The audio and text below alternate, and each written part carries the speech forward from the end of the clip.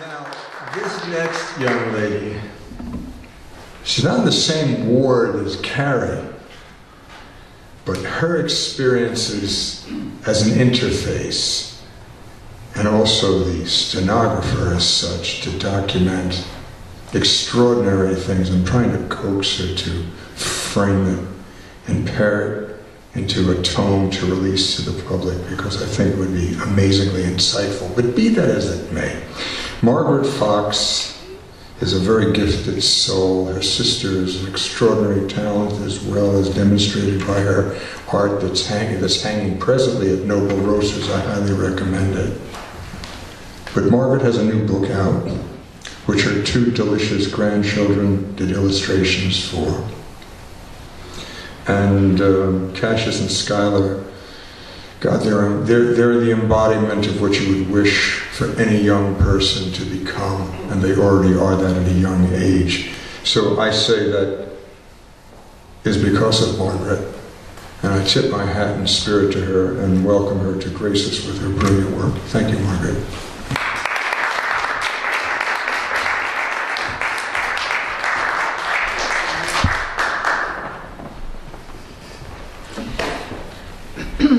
I'm going to read the newest one I wrote, and then I'd like to also read some prose poems from Alexander Solzhenitsyn.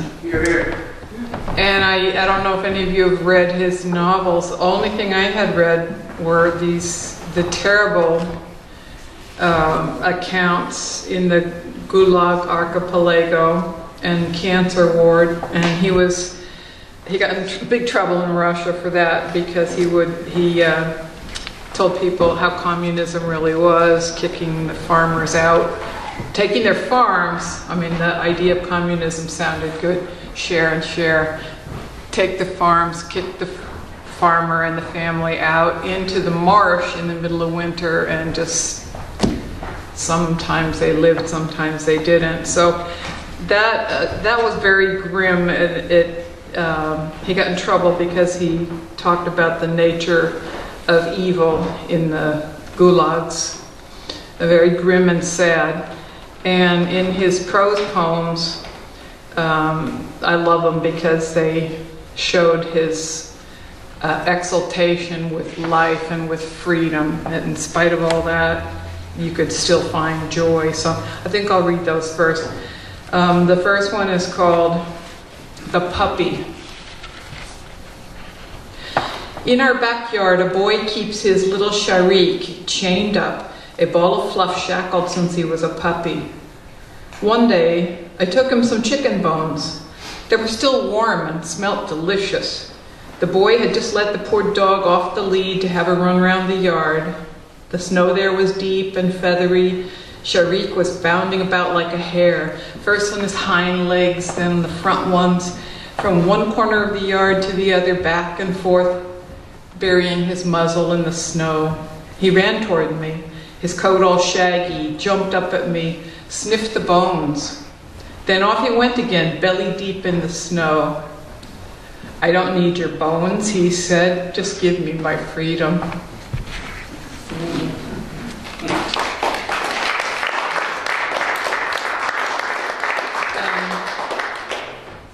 This one's called The Elm Log. We were sawing firewood when we picked up an elm log and gave a cry of amazement. It was a full year since we had chopped down the trunk, dragged it along behind a tractor, and sawn it up into logs, which we had then thrown on to barges and wagons, rolled into stacks, and piled up on the ground. And yet the elm log had still not given up. A fresh green shoot had sprouted from it with the promise of a thick, leafy branch, or even a whole new elm log. We placed the log on the sawing horse, as though on an executioner's block. But we could not bring ourselves to bite into it with our saw. How could we? The log cherished life as dearly as we did. Indeed, its urge to live was even stronger than ours. And this last one is called Freedom to Breathe. A shower fell in the night, and now a dark clouds drift across the sky, occasionally sprinkling a fine film of rain. I stand under an apple tree in blossom and I breathe. Not only the apple tree, but the grass round it glistens with moisture. Words cannot describe the sweet fragrance that pervades the air. Inhaling as deeply as I can, the aroma invades my whole being. I breathe with my eyes open. I breathe with my eyes closed. I cannot say which gives me the greater pleasure. This, I believe, is the single most precious freedom that prison takes away from us. The freedom to breathe freely as I now can. No food on earth, no wine, not even a woman's kiss is sweeter to me than this air steeped in the fragrance of flowers, of moisture and freshness.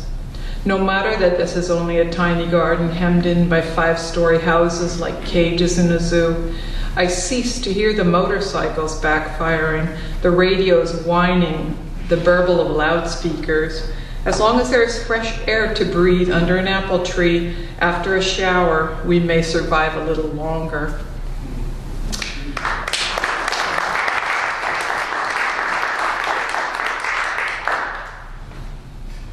I'm rereading the Gulag and it's terrible.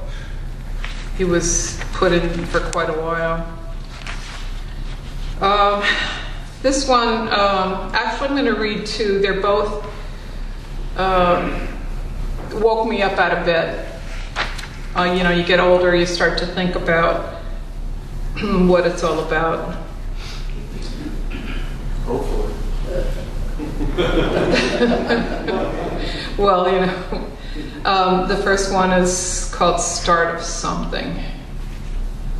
I feel the rush of the seasons, the crushing inevitability, futility of my motions, losses, irretrievable.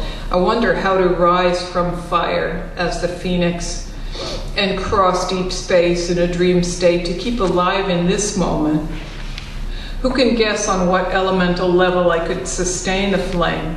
I wait unfailingly for the touch of a hand and embrace, understand only the loneliness of surviving. And the one I wrote about a week later is called A Different Perspective. Same thing, kicked out of bed by this wondering. And I was referring to referring at first to the emails because most folks don't write anymore. Somewhat pathetically, I check at frequent intervals, just in case someone would care to grace my memory with goodwill greetings or reach for me. So I must race with my remaining time, lift my eyes above the heaps of sifting memories, cup the fragrance of roses and sweet clover, wear the amber bees woven in my flower crown, listen to their sounds of industry, taste but sparingly the honey, forgive the sting to my hand in the past, as all will fall to the earth at last.